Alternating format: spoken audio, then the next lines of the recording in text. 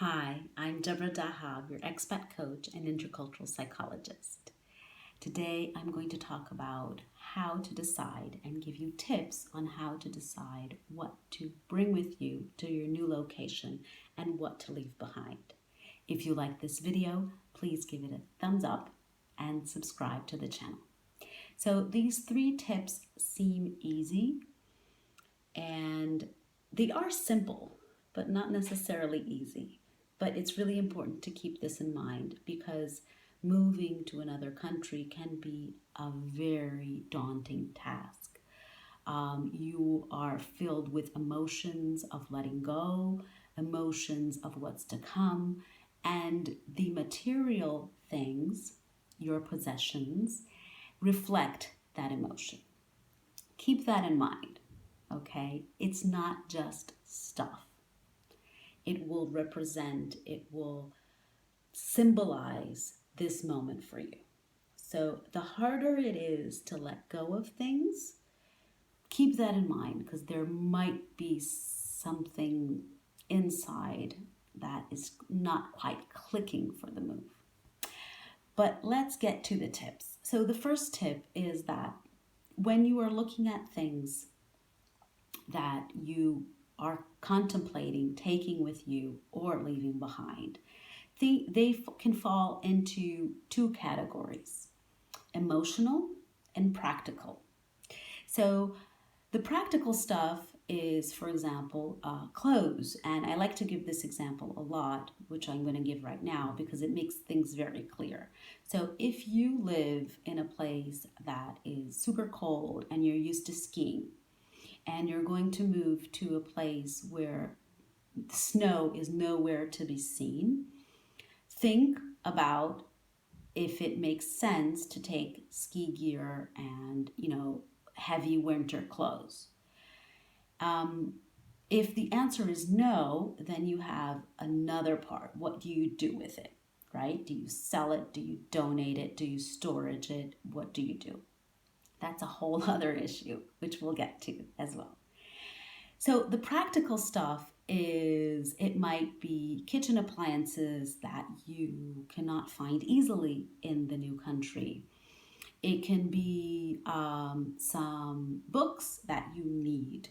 It can be, for example, technology, computers, things that you can't easily find in your new destination. And in order to do that, to know that, it's important to do research. So try to find out, first of all, the voltage, right? If the electricity is compatible, because if it's not, then electrical appliances will probably not work or not work as well. So look into that.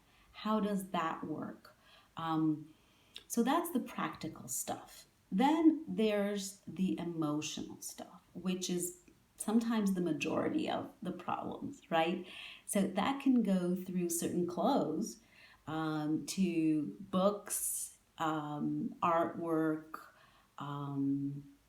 decoration issues, like a certain curtain or pillows, or you name it. I've heard of it all. It can be for kids, certain toys, or even, paintings they have on their walls and posters and things like that. So it's really important to acknowledge, what are you holding on to in this emotional grip? It can be something, for example, it was passed down to you from a family member, so it's part of your heritage and it's really important that you bring it.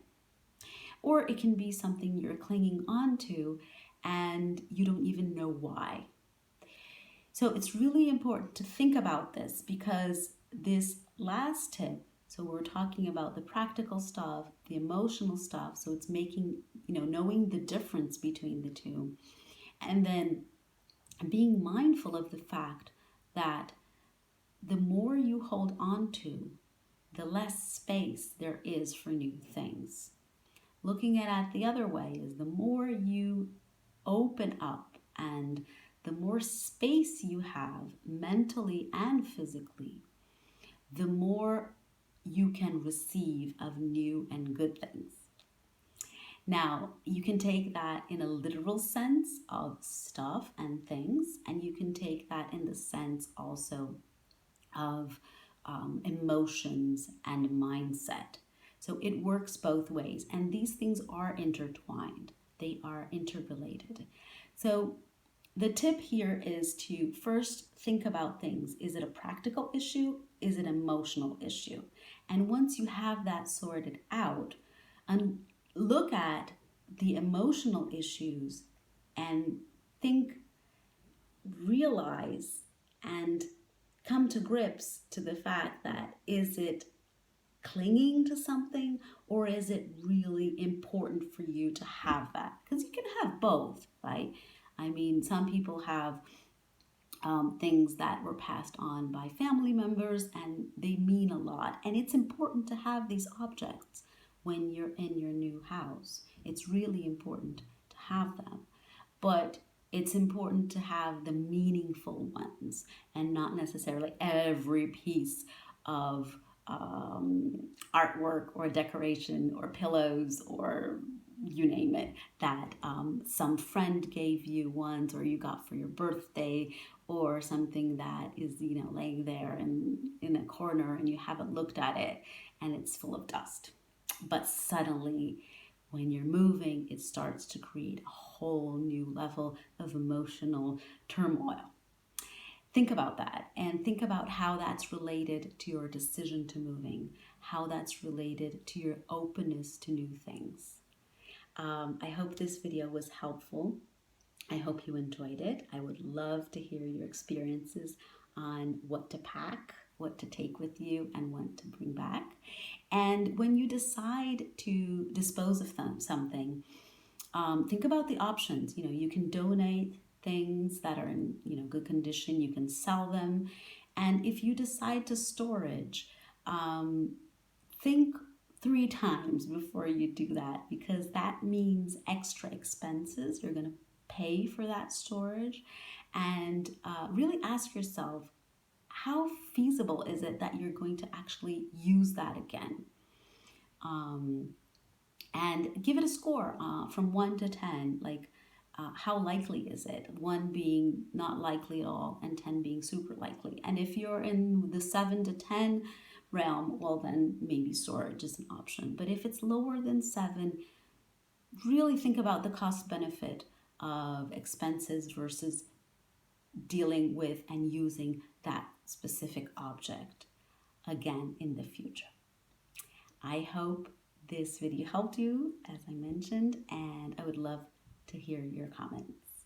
I'll see you next time. Bye-bye.